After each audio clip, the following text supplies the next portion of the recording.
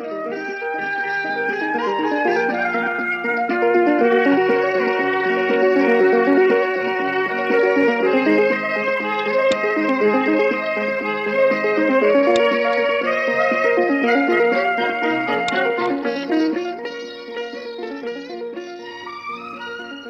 সকাল শ্রোতা বন্ধুরা, আমাদের জীবনের আরও একটি নতুন দিনের সূচনা হলো আজকের সূর্যোদয়ের মধ্য দিয়ে।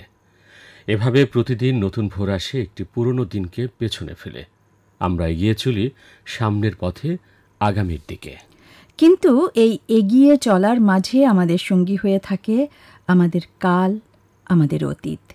যে অতীত আমাদের জানান দেয় কিভাবে এলো আজকের বর্তমান, যে অতীত আমাদের মনে করিয়ে দেয় আমাদের দায়িত্ব এবং কর্তব্যকে। বর্তমান সময়ে দাঁড়িয়ে খুব নিকট অতীতের কথাই আমরা বারবার স্মরণ করি। যে অতীত এ বাংলার ইতিহাসে রচনা করেছে এক নতুন রক্তাক্ত ইতিহাস। হ্যাঁ, বলছি বৈষম্য বিরোধী ছাত্র আন্দোলনের কথা। সরকারি চাকরিতে কোটা ব্যবস্থা সংস্কারের দাবিতে গত 1 জুলাই শুরু হয়েছিল বৈষম্য বিরোধী ছাত্র আন্দোলন। শুরুতে তা সাধারণ আন্দোলনই ছিল, কিন্তু শিক্ষার্থীদের ওপর তৎকালীন সরকারের দমন পীড়ন নীতিতে জোরালোভাবে সোচ্চার হয়ে ওঠে ছাত্র জনতা। ধীরে ধীরে শিক্ষার্থীদের সেই আন্দোলন প্রবল আন্দোলনে রূপ নেয়। একের পর এক শিক্ষার্থীর মৃত্যুতে বারুদের মতো জ্বলে ওঠে ছাত্ররা। তাতে একাত্মতা ঘোষণা করে সাধারণ জনগণ। ফলশ্রুতিতে বৈষম্য বিরোধী ছাত্র আন্দোলন শেষে সরকার পতনের এক দফা দাবিতে পরিণত হয় এবং 5ই আগস্ট ছাত্র জনতার তুমুল আন্দোলন সফল হয়। কিন্তু এই সফলতার মাঝে ঝরে গেছে শত শত নিরীহ প্রাণ। 36 দিনের সেই আন্দোলনের শেষ 3 সপ্তাহে আমরা হারিয়েছি নাম জানা অজানা অনেক ছাত্রসহ সাধারণ মানুষ। সেই সাথে আহত অবস্থায় এখনও অনেকেই হাসপাতালে কিংবা বাড়িতে কষ্টময় দিন যাপন করছেন। সকলের প্রতি আমাদের কৃতজ্ঞতা, শ্রদ্ধা সকল শহীদদের প্রতি। তাদের আত্মত্যাগে আজ আমরা আবার ফিরে পেয়েছি আমাদের বাক স্বাধীনতা, পেয়েছি নতুনভাবে দেশ গড়ার সুযোগ। বন্ধুরা, আসুন এই সুযোগকে কাজে লাগিয়ে সকলে মিলে এমন এক দেশ গড়ে তুলি যেখানে থাকবে না কোনো বৈষম্য, থাকবে না কোনো দুর্নীতি, থাকবে না কোনো হানাহানি সন্ত্রাস, যেখানে থাকবে সকলের মত প্রকাশের অধিকার। এমনই আহ্বানে শুরু করছি প্রভাতী ম্যাগাজিন মহানগরের আজকের আয়োজন।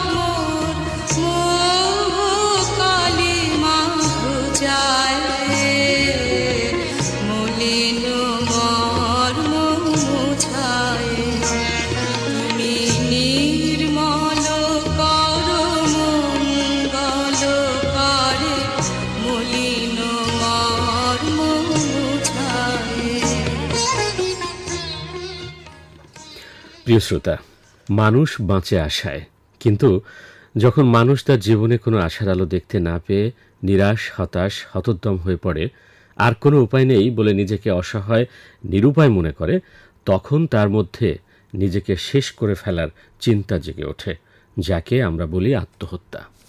ধর্মীয়ভাবে সকল ধর্মেই আত্মহত্যা মহাপাপ। সামাজিকভাবেও আত্মহত্যার কোনো স্বীকৃতি নেই। আর তাই এ বিষয়ে সবাইকে সচেতন করতে প্রতি বছর 10ই সেপ্টেম্বর বিশ্বব্যাপী পালন করা হয় বিশ্ব আত্মহত্যা প্রতিরোধ দিবস। আমরা যদি সকলে একটু সচেতন হয়ে আমাদের চারপাশে নিরাশ বা হতাশাগ্রস্ত মানুষের মনে আশার সঞ্চার করতে পারি, ভরসা দিতে পারি, কিংবা কোনো এক উপায়ে জীবনকে তাদের জন্য অর্থবহ করার পথ বের করে দিতে পারি, তাহলে আত্মহত্যার পথ থেকে তাদের ফেরানো সম্ভব। তবে এরকম আশাবাদ শুধু কথার কথা হলে চলবে না, কিতাবী তাত্ত্বিক জ্ঞান উপদেশ হলেও হবে না। প্রকৃত কাজের মাধ্যমে তাদের সামনে বাস্তব ও দৃশ্যমান উদাহরণ তৈরি করতে হবে। তাদের দেখাতে হবে আমরা তোমাদের পাশে আছি, আমরা তোমাদের সহায়তা করতে চাই। সেই সাথে কাউকে যদি মানসিকভাবে বিপর্যস্ত মনে হয়, তবে তাকে পাগল আখ্যা না দিয়ে যথাযথ চিকিৎসকের কাছে নিয়ে যেয়ে চিকিৎসা নিতে উৎসাহিত করতে হবে। লোকলজ্জার ভয়ে অনেকেই এমন সময়গুলোতে চিকিৎসকের কাছে যান না। সর্বোপরি আমাদের সকলকে আরও বেশি সামাজিক হতে হবে, একে অন্যের খোঁজ নিতে হবে এবং প্রয়োজনে শুধু না, এমনি সময়েও একে অন্যকে সময় দিতে হবে, তাহলেই সম্ভব আত্মহত্যার মতো একটি সামাজিক ব্যাধিকে সমাজ থেকে নির্মূল করা।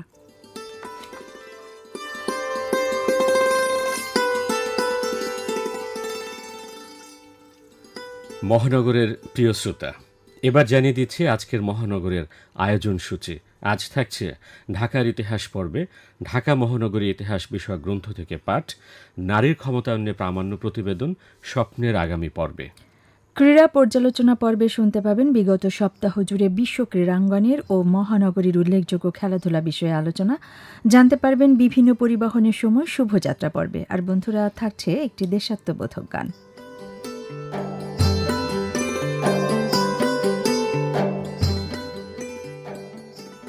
সুপ্রিয় শ্রোতা, মূল আয়োজনের শুরুতেই শোনাব আমাদের প্রিয় এ ঢাকার অতীতের কথা, ঢাকার ইতিহাস পর্বে।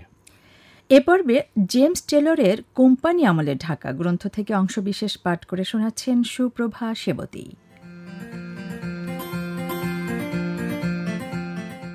আদিসুর রাজবংশ। আইনি আকবরীতে আদিসুর রাজবংশকে পাল রাজবংশের পূর্বের বলে উল্লেখ করা হয়েছে, কিন্তু দেশের এই অংশে সাধারণত অনুমান করা হয় যে তাঁরা সমসাময়িক ছিলেন এবং একই সময়ে বুড়িগঙ্গার উত্তর ও দক্ষিণ পর্যন্ত বিস্তৃত ভূভাগের বিভিন্ন অংশে রাজত্ব করেন। কনৌজ শহর থেকে 5টি ব্রাহ্মণ পরিবার নিয়ে ব্রাহ্মণ বর্ণের সংস্কার সাধনের জন্য আদিসুর খ্যাতি অর্জন করেন।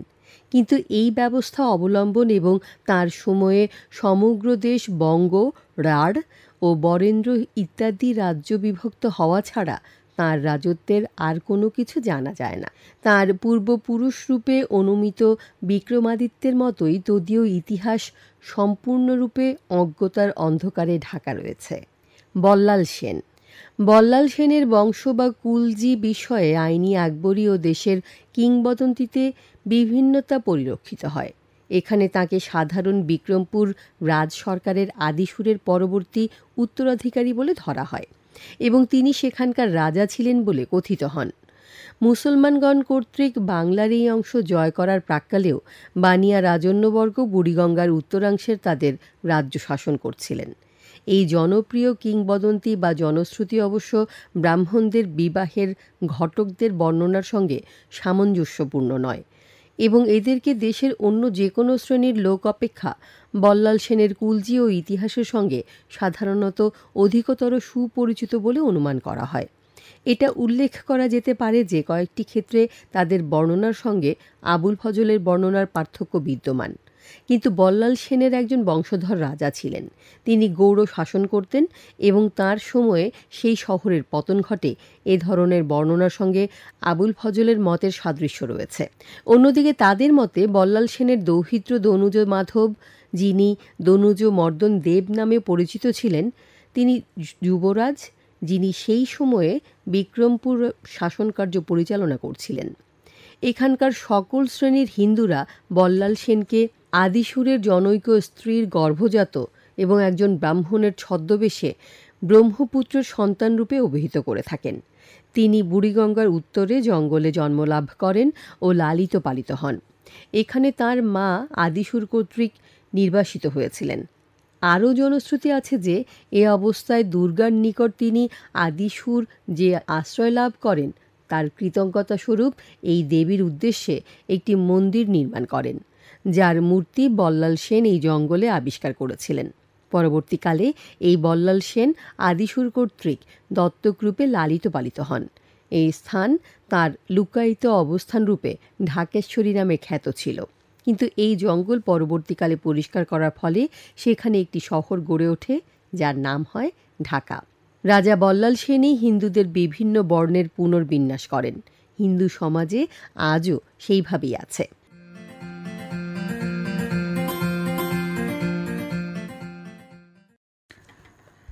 শ্রোতা বন্ধুরা, শুনছিলেন ঢাকার অতীত ইতিহাস। আমাদের জীবনেরও অতীত আছে, যে অতীত কখনো আনন্দের, কখনো কষ্টের। আসলে জীবনে চলার পথটা কারোরই মসৃণ না। প্রতিটি মানুষকে নানা রকম প্রতিবন্ধকতার মধ্য দিয়ে জীবন অতিবাহিত করতে হয়। জীবন মানেই বেঁচে থাকার লড়াই, জীবন মানেই এক সংগ্রাম। তবে জীবনের এই লড়াইতে যারা সাহসের সাথে সামনে এগিয়ে যেতে পারে তারাই জয়ী হয়। শ্রোতা বন্ধুরা, আয়োজনে এবার শোনাবো এমনই এক অগ্রগামী নারীর কথা, স্বপ্নের আগামী পর্বে। এ পর্বে সাক্ষাৎকার গ্রহণ করেছেন নাসরিন রহমান। শুভেচ্ছা নিন সুপ্রিয় শ্রোতা, আমন্ত্রণ জানাচ্ছি স্বপ্নের আগামী পর্বে। একটা সময় চিকিৎসক, সেবিকা কিংবা শিক্ষিকা এমন পেশাগুলোকে নারীর জন্য উপযুক্ত বলে বিবেচনা করা হতো, কিন্তু সময়ের পরিবর্তনের সাথে সাথে নারীরা প্রশাসন থেকে শুরু করে কলে কারখানায় সর্বত্র সাফল্যের সাথে কাজ করে চলেছেন। এর বাইরে আরও রয়েছে অগণিত নারী যারা নিজেরা উদ্যোগী হয়ে পেশাজীবী হয়ে উঠেছেন। আজ এমনই একজন উদ্যোক্তার সাথে কথা বলবো। আমাদের আজকের পর্বের অতিথি মাহমুদা খানম লিন্ডা। লিন্ডা, এই যে বললাম আপনি নিজের উদ্যোগে পেশাজীবী হয়ে উঠলেন, এই ভাবনাটা কিভাবে এলো? জি, আসলে আমি অনেক অল্প বয়সে বিয়ে হয়ে যাওয়ার কারণে অনেক কিছু করার ইচ্ছা থাকলেও করতে পারি নাই। তো যখন দেখলাম বাচ্চারা আসলে বড় হয়ে গেল, নিজে অফুরন্ত সময়, তখন চিন্তা করলাম নিজে কিছু একটা করা যাক। এই ভাবনা থেকে আসলে আমাকে এই দিকে নিয়ে আসছে উদ্যোক্তার পথে। চেষ্টা করছি কিছু করার, আগামীতে হয়তো আরও কিছু মানুষজনকে নিয়ে করব, এইভাবেই চলে আসছে আর কি। আপনি তো এই ঢাকা মহানগরের একটা ব্যস্ততম এলাকা, হ্যাঁ, এবং জনবহুল এলাকা উত্তর শাহজাহানপুরে একটি গ্রোসারি শপ প্রতিষ্ঠা করেছেন এবং পরিচালনা, তত্ত্বাবধায়ন এবং কাজ সম্পূর্ণটা করছেন। এই ইচ্ছাটা কিভাবে জাগলো? আর একজন নারী হিসেবে একটা গ্রোসারি শপ পরিচালনা করা, এটা তো সাহসের ব্যাপার, তাই না? সরাসরি ক্রেতাদের সঙ্গে লেনদেন করতে হয়, তাদের চাহিদা অনুযায়ী প্রোডাক্ট দিতে হয়, একটা ধৈর্য এবং লম্বা সময়ের ব্যাপার। কিভাবে এটাকে ব্যবস্থাপনা করছেন? আচ্ছা, আমার অনেক দিনের ইচ্ছা ছিল আসলে কিছু করার। তো সেখান থেকে একটা ইচ্ছা ছিল যে প্রথমে অনলাইন শুরু হইলেও চিন্তা ছিল যে হয়তো কেক নিয়ে আগাবো, কিন্তু কেক নিয়ে কষ্ট হয় দেখে আমি আসলে একটা চিন্তা থেকে ডিপার্টমেন্টাল স্টোর দেওয়ার ইচ্ছা, যে এখানে কাজ করলে হয়তো আমার সাথে আরও দুইজন করতে পারবে, আমার সাথে কাজ করবে, যেহেতু আমার সাথেই সে থাকবে সারাদিন, সে আমার সাথে থাকলে সে অনেক কিছু শিখতে পারবে, আবার আমার সাথে সাথে সে পাশাপাশি কাস্টমারদেরকেও হ্যান্ডেল করতে পারবে বা জানতে পারবে কিভাবে কাজ করতে হয়। আমিও যে একদম দক্ষতা আনা, আমার সাথে সাথেও তাদেরকেও শিখাই বা চেষ্টা করি যে ভবিষ্যতে আরও কিছু মেয়েকে কাজ দিব এখানে, কিভাবে কি করতে হয়, এইভাবেই আর কি আগাচ্ছি। গ্রোসারি শপ একেবারে সমস্ত নিত্য প্রয়োজনীয় উপকরণগুলো থাকে। তা আপনার মহিলা ক্রেতার সংখ্যা কেমন, বা তারা আপনাকে কতটা সহজভাবে গ্রহণ করেছেন বা সহযোগিতা করেন? যে আমার এখানে মহিলা ক্রেতার সংখ্যা 95%, কারণ এখানে যেহেতু আমরা মহিলারা অনায়াসে সব বলতে পারছে, কিনতে পারছে ইজিলি, মানে সব কিছু নিজের মতো করে দেখতে পাচ্ছে, আমাদের সাথে কথা বলতে পারছে, অনেক ভালো লাগে এটা। তাহলে আপনি মনে করছেন যে এই যে গ্রোসারি শপগুলোতে বেশিরভাগই পুরুষেরাই কাজ করেন, তা একজন নারী হিসেবে এটা কাজ করাটা খুব বেশি জটিল নয় যদি ধৈর্য ধরে করা যায়। সেক্ষেত্রে নারী ক্রেতারাও সহযোগিতা করেন? হ্যাঁ, অনেক করে অবশ্যই। কেন হচ্ছে একটা পুরুষ আর আমি মনে করি পুরুষ আর মহিলার কাজের মধ্যে কোনো পার্থক্য নাই। কাজটা ভালোবাসি যে করবে অবশ্যই পারবে, সেটা যে কাজই হোক। আর এখানে যেহেতু আমার মহিলা ক্রেতারা আমাকে সাপোর্ট করতেছে, তারাও আমাকে দেখে আরও উদ্যোগ নিচ্ছে। অনেক আপুরা এসে বলে, আপু অনেক ভালো লাগে, আমরা ওইভাবে করতে চাই, অনেক পরামর্শ চাই, আমরা দেই পরামর্শ। যতটুকু আমার আসলে আমি পারি বলতে পারি, তাদেরকে চেষ্টা করি, হেল্প করি, যে আপুরা শুরু করেন, হেল্প করব, যতটুকু লাগে আমি চেষ্টা করব। আর আপনি বললেন যে আপনার দোকানে যে সহযোগী আছে তারাও নারী, এবং আপনি নারীদের নিয়েই কাজ করতে চান। তো এই যে আপনাদের এখনকার প্রজন্মের যে এই চিন্তাধারা যে নারীদের নিয়ে কাজ করলে তারা স্বাবলম্বী হবে, আপনার প্রতিষ্ঠানেরও অগ্রগতি হবে, সব কিছুর শেষে যে কথাটা থাকে সেটা হচ্ছে অর্থ উপার্জন, তাই না? সেবাদানের পাশাপাশি অর্থ উপার্জন। এই যে প্রতিষ্ঠানটা আপনি তৈরি করলেন, আপনার গ্রোসারি শপটা, এটা থেকে আপনার যে আয় রোজগার হচ্ছে সেটা থেকে আপনি সন্তুষ্ট? হ্যাঁ, আলহামদুলিল্লাহ, অবশ্যই সন্তুষ্ট। সবচেয়ে বেশি ভালো লাগে যে আমি হয়তো এখনও ওই পরিমাণে ইনকামে রাস্তা খুলতে পারিনি, কিন্তু আমি চাই যে আমার সাথে দুইটা মেয়ে কাজ করুক, তারা কাজ করে যেন কিছু করতে পারে, এটাই হচ্ছে আমার মূল টার্গেট। আমি ইনশাল্লাহ পেরে যাব বা তাদেরকে শিখাইতে পারবো, এই আশা নিয়ে আসলে উদ্যোগটা শুরু করা, যে আমার সাথে আরও দুইজন মেয়ে আমার হাত ধরে এগিয়ে যাক সামনের দিকে। এই যে উপার্জন, এই উপার্জন কি আদতেই আপনার কতখানি কাজে লাগে বলে আপনি নিজে বিশ্বাস করেন, বা বাস্তবে আপনার এই সম্পর্কে অনুভবটা কি? উপার্জন আসলে সবারই করা উচিত। উপার্জন যেটা আমার হয় এটা তো আসলে সংসারের কাজে লাগে। দেখা যাচ্ছে একটা সংসারে যদি আমরা দুইজন ইনকাম করি, সেটা কিন্তু অনেক সচ্ছলভাবে চলে। আর আমি যখন কন্ট্রিবিউট করতে পারবো আমার সংসারে, তখন কিন্তু নিজের কাছে অনেক ভালো লাগে যে না, আমরা দুজন মিলেই একটা সংসারে আগাই নিয়ে যেতে পারতেছি অনেক দূর। আচ্ছা, সংসারের কথা বললেন। এখন কর্মজীবী নারী যিনি বা পেশাজীবী নারী যিনি, তিনি সংসারে তো আর্থিকভাবে একটা অবদান রাখেন। সংসারে যখন কোনো সিদ্ধান্ত নেওয়া হয় সেক্ষেত্রে আপনার সিদ্ধান্তটা কি গুরুত্ব পায়?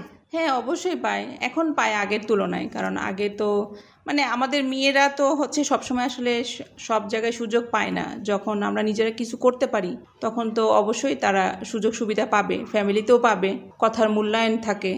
এখন আমরা পাই, অবশ্যই পাই।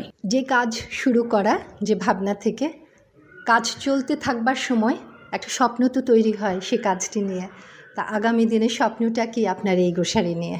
আমার ইচ্ছা আরও অনেক কিছু হয়তো করব, হয়তো দেখা যাচ্ছে আরও কিছু আমার নতুন নতুন দোকান আসবে, সেখান থেকে আর অন্য কোনো দোকান হবে যেখানে শুধু মেয়েরা আমরা কাজ করব, যেখানে কোনো বাধা থাকবে না, কোনো ছেলে বলতে পারবে না যে মেয়েদের কাজ করতে হবে না, যেখানে মেয়েরাই সব নিজের দায়িত্ব নিজেই নেবে, নিজে আরেকজনকে সে হেল্প করতে পারবে, এইভাবেই সামনে আগাবে।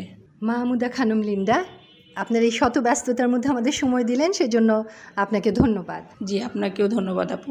প্রিয় শ্রোতা, শত প্রতিবন্ধকতার মাঝেও মানুষ নিজের ইচ্ছাকে বাস্তবে রূপ দিতে চেষ্টা করে।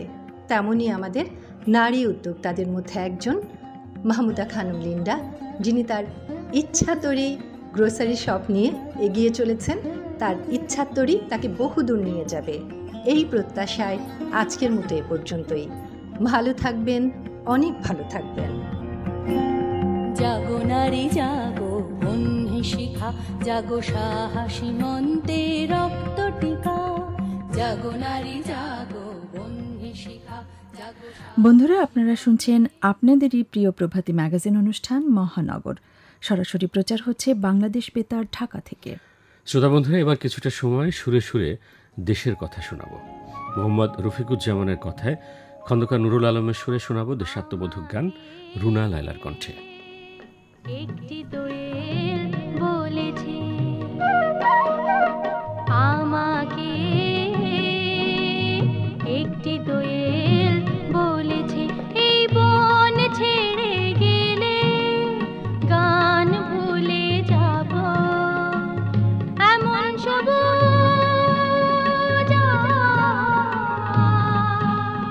কোথায় পাবো, কোথায় পাবো আমাকে, একটি দোয়েল বলেছে।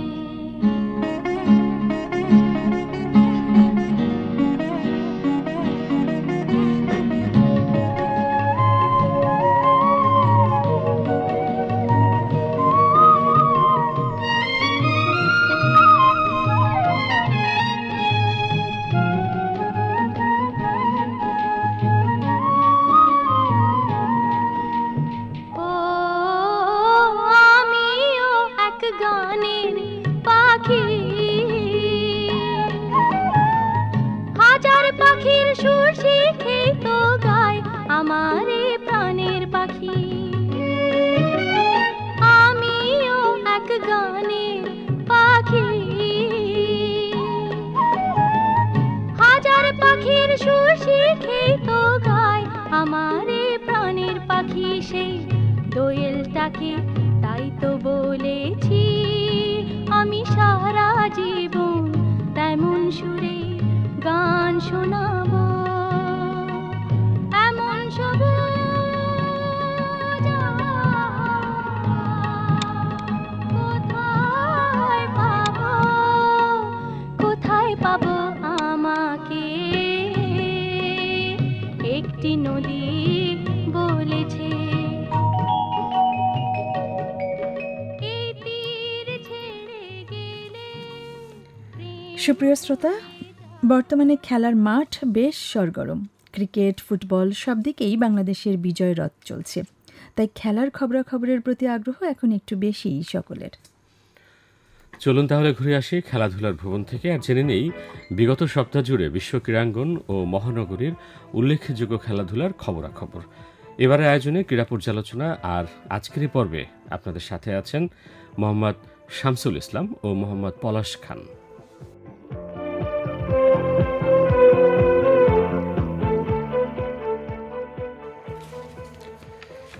বন্ধুরা, শুভ সকাল। ক্রীড়া পর্যালোচনার আজকের পর্বে আপনাদের সঙ্গে রয়েছে আমি শামসুল ইসলাম এবং সঙ্গে রয়েছেন ক্রীড়া ভাষ্যকার পলাশ খান। আমরা ক্রিকেটের আলোচনা দিয়ে শুরু করতে চাই এবং সেক্ষেত্রে সদ্য সমাপ্ত দ্য ওভাল টেস্ট প্রসঙ্গে বলতে চাই। ইংল্যান্ড স্বাগতিক দল 3 ম্যাচের এই টেস্ট সিরিজে শ্রীলঙ্কার বিরুদ্ধে দাপুটে 2 জয় পেয়েছিল, 2-0 এগিয়ে গিয়েছিল। সবাই ক্রিকেট বোদ্ধারা ধরেই নিয়েছিল ইংল্যান্ড 3-0 জিততে যাচ্ছে এবং সেভাবেই শুরুটা হয়েছিল। আমরা যদি দেখি টসে হেরেও ইংল্যান্ড প্রথম ইনিংসে ব্যাট করে 325 রানের মতো একটা মিডিওকার টোটাল পেয়েছিল। পরবর্তীতে 263 রানে শ্রীলঙ্কাকে গুটিয়ে দিয়ে লিডও নিয়েছিল। কিন্তু সেই দলটাই দ্বিতীয় ইনিংসে 156তে গুটিয়ে যাবে আর 219 রানের টার্গেট মাত্র 2 উইকেট হারিয়ে শ্রীলঙ্কা চেজ করে ফেলবে এবং সান্ত্বনার একটা জয় হলেও তারা টেস্টে ইংল্যান্ডের মাটিতে ইংল্যান্ডকে হারিয়ে নিঃসন্দেহে অত্যন্ত গর্বিত। অবশ্যই দেখুন, আর জয়টা যদি হয় ওভালে তাহলে তো কথাই নেই। চমৎকার একটা কামব্যাক শ্রীলঙ্কার জন্য এবং দাপুটে একটা জয়, মানে 8 উইকেটের, এটা ভাবাই ভাবতেই মানে একটা অন্যরকম ব্যাপার। চতুর্থ দিনেই খেলা শেষ হয়েছে। ইংল্যান্ড যেখানে 325 করলো প্রথম ইনিংসে, তো 156 রানের তাদের দ্বিতীয় ইনিংসটা শেষ হওয়াটা খুবই একটা খারাপ অবস্থা তৈরি করেছিল, বিশেষ করে শ্রীলঙ্কার বোলাররা যখন লাহিরু কুমারা যখন চাপ দিয়ে ধরলো, বিশ্ব ফার্নান্দো, হ্যাঁ, এদের চাপের কারণে সিমাররাও ইংলিশ কন্ডিশনে ইংলিশ সিমারদের চেয়ে রিলেটিভলি বেটার পারফরমেন্স করেছে অন্তত লাস্ট ম্যাচটায়। অবশ্যই, এবং সেখান থেকেই 8 উইকেটের জয়।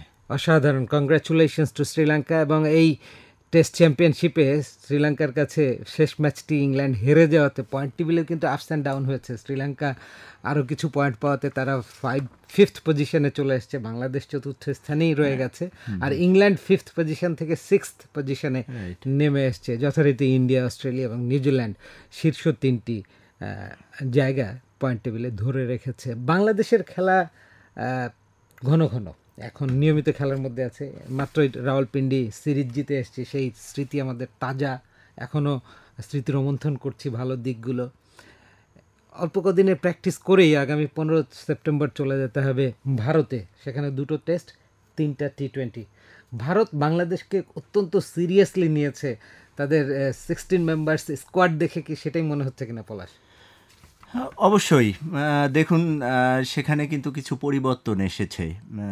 যথারীতি রোহিত শর্মা তো ক্যাপ্টেন রয়েছেনই, সেখানে নতুন করে প্রায় 2 বছর পরে দলে যোগ দিয়েছেন ঋষভ পান্ট, উইকেট রক্ষক ব্যাটার। দেখুন বাংলাদেশে তিনি সর্বশেষ খেলে গিয়েছিলেন সেই 2022 সালে, তারপরে দেশে গিয়ে একটা রোড অ্যাক্সিডেন্টের কারণে তিনি আর খেলতে পারেননি। তবে লাস্ট IPL দিয়ে তিনি কামব্যাক করেছেন, ওয়ার্ল্ড কাপটাও ভালো গেছে। সব মিলে এই যে পরিবর্তন, এটা কিন্তু একটা খুবই দেখার বিষয়। অন্যদিকে নতুনভাবে একজন পেসারকে নেওয়া হয়েছে, তিনি হলেন যশ দয়াল, যিনি ঘরোয়া ক্রিকেটে ভালো পারফরমেন্সের পুরস্কার পেলেন যশ দয়াল, এবং অন্যান্য যে সৈনিকরা আছেন সবাই কিন্তু পরীক্ষিত কাস্টমার। রবিচন্দ্রন আশ্বিন, জাদেজা, রোহিত কোহলি, অক্ষয় প্যাটেল সবাই রয়েছেন, KL রাহুল, জয়সী জয়সওয়াল এর মতো ইয়াং রয়েছেন, মানে টপ অর্ডার ব্যাটার। সো ভারতের মাটিতে ভারতকে বাঘাবাঘার দলগুলো কিন্তু ঠিক ওই অর্থে নেক টু নেক টক্কর দিতে পারে না। বাংলাদেশের জন্য কাজটা খুবই টাফ হবে, বাট আমার মনে হয় যে নিজেদের স্বাভাবিক খেলাটা খেলা উচিত। আমার মনে হয় যে পেস ডিপার্টমেন্টটা একটু শক্তিশালী করার চেষ্টা করেছে ভারত। আমার মনে হয় যে পাকিস্তানে বাংলাদেশের যে সিরিজটা হলো, সেখানে বাংলাদেশের যে রানা অসাধারণ 152 কিলোমিটার গতিতে তিনি বল করেছেন। এই যে গতি, এটাকে মোকাবেলা করার জন্যই আমার মনে হয় ভারতের পেস ডিপার্টমেন্টটাকে একটু শক্তিশালী করা। তবে ওদের ইকুয়ালি মানে গুড। আপনি স্পিন ডিপার্টমেন্টে দেখেন জাদেজা, কুলদীপ এবং সাথে রয়েছে তাদের অশ্বিনের মতো খেলোয়াড়। আমাদেরও স্পিন ডিপার্টমেন্টটা ইকুয়ালি গুড, যেখানে মেহেদী মিরাজ আছেন, সাকিব প্রসঙ্গ যখন এলোই, কাউন্টি ক্রিকেটে খেলতে গেছেন তিনি, দেশে ফেরেননি এবং সেখান থেকেই ভারতে চলে যাবেন, দলের সাথে যুক্ত হবেন এবং যথারীতি সারের হয়ে তিনি খেলছেন। সারে চ্যাম্পিয়নশিপ, হ্যাঁ, কাউন্টি ক্রিকেটের শীর্ষ দল পয়েন্ট টেবিল আপনি জানেন, এবং দ্বিতীয় স্থানে থাকা সমারসেটের সাথে প্রথম দিনেই 325 রানে গুটিয়ে দিয়েছে সমারসেটকে। ইনফ্যাক্ট 317 রানে গুটিয়ে দিয়েছে। সাকিব 97 রানের খরচায় 4টি wicket, highest wicket taker for সারে ফার্স্ট ইনিংস। সো সাকিবই আমার মনে হয় যে তার যে দ্বৈত পারফরমেন্সের ability, weather with ball or with bat, তিনি একদিকে না একদিকে আছেনই এবং অনেক ক্ষেত্রে তিনি দু জায়গাতেই থাকেন। আমরা একটু ফুটবল প্রসঙ্গে আসি, তার আগে ছোট্ট একটা বলে নেই যে আফগানিস্তান নিউজিল্যান্ডের একমাত্র টেস্ট ম্যাচ ভারতের নয়ডায় অনুষ্ঠিত হচ্ছে, যেখানে গতকাল প্রথম দিনে বৃষ্টির কারণে টসই হতে পারেনি। আজকে প্রবাবলি হবে। 5 দিনের ম্যাচ, আরও 4টা দিন আছে।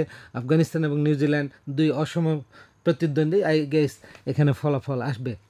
অস্ট্রেলিয়া ইংল্যান্ড দুদলই ব্যস্ত হয়ে উঠছে 3টা টি20 এবং 5টা ওয়ানডে সিরিজকে কেন্দ্র করে। ফুটবলের কথায় আসি, ভুটানের সাথে বাংলাদেশের ফিফা ইন্টারন্যাশনাল ফ্রেন্ডলি ছিল দুটো, 5 তারিখ 8 তারিখ আমরা খেলেছি। প্রথম ম্যাচটা 1-0 জিতলেও দ্বিতীয় ম্যাচটা শেষ মুহূর্তের গোলে কেন আমরা বারবার হেরে যাই, মানে ধরুন একে সমতা হলো আর কি সিরিজটা, রাইট। কিন্তু ওই যে শেষ মুহূর্তের গোলে হেরে যাওয়া, এই বদভ্যাস বা এই চিরায়ত দুর্বলতা থেকে আমাদের ফুটবল যেমন অভাব ছিল, ঠিক শেষ মুহূর্তে এই দুর্বলতাটা ইদানিং চোখে পড়ছে আমাদের। অ্যাবসলিউটলি।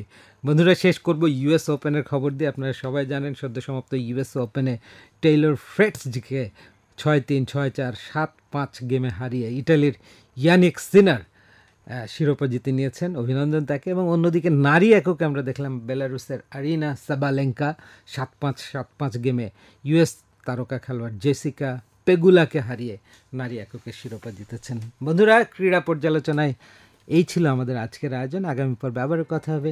বাংলাদেশ বেতারের সঙ্গেই থাকুন।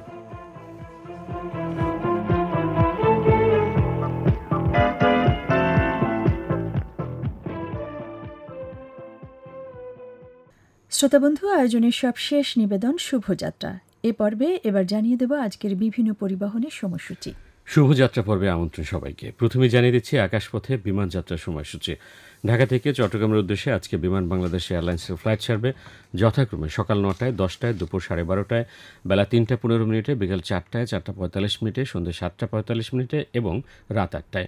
ঢাকা থেকে কক্সবাজারের উদ্দেশ্যে বিমান বাংলাদেশ এয়ারলাইন্সের ফ্লাইট ছাড়বে বেলা 2:15। ঢাকা থেকে সিলেটের উদ্দেশ্যে বিমান বাংলাদেশের ফ্লাইট ছাড়বে বেলা 11টায়, দুপুর 12:20, বেলা 1টায় ও বিকেল 4:45। ঢাকা থেকে রাজশাহীর ফ্লাইট যাবে সকাল 10:10, বেলা 3:30 এবং ঢাকা থেকে বরিশাল যাবে সকাল 9:30। ঢাকা থেকে যশোরের ফ্লাইট যাবে সকাল 8:45 এবং বিকেল 5:45। এবার জানিয়ে দিচ্ছি ঢাকা থেকে বিভিন্ন গন্তব্যে ট্রেনের সময়সূচি। চট্টগ্রামের উদ্দেশ্যে সুবর্ণ এক্সপ্রেস ছাড়বে বিকেল 4:30টায়, মহানগর এক্সপ্রেস ছাড়বে রাত 9:20, চট্টগ্রাম মেইল রাত 10:30 এবং তুলনা এক্সপ্রেস ছাড়বে রাত 11:30।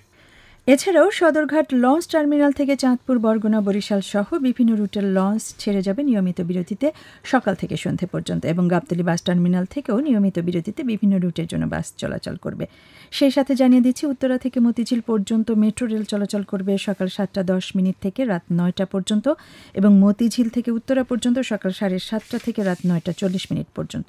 তো বন্ধুরা, জানিয়ে দিলাম কিছু পরিবহনের সময়সূচি। আপনাদের সকলের যাত্রা শুভ হোক, নিরাপদ হোক। প্রিয় শ্রোতা, এক এক করে শেষ হলো আজকের সকল পরিবেশনা। বিদায়ের ঘণ্টা বাজছে, তবে শেষ কথা যাওয়ার আগে বলতে চাই, সকলে সুস্থ থাকতে সচেতন থাকুন। ডেঙ্গু থেকে বাঁচতে দিনে কিংবা রাতে ঘুমানোর সময় অবশ্যই মশারি ব্যবহার করুন।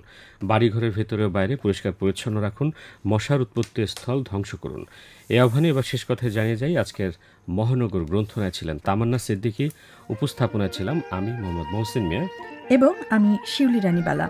প্রযোজনা সহকারী ছিলেন মোহাম্মদ আমিরুল ইসলাম, প্রকৌশল সহযোগিতায় লুৎফুন নাহার, তত্ত্বাবধানে শাহনাজ বেগম এবং মহানগর প্রযোজনা করলেন তৃপ্তিকণা বসু।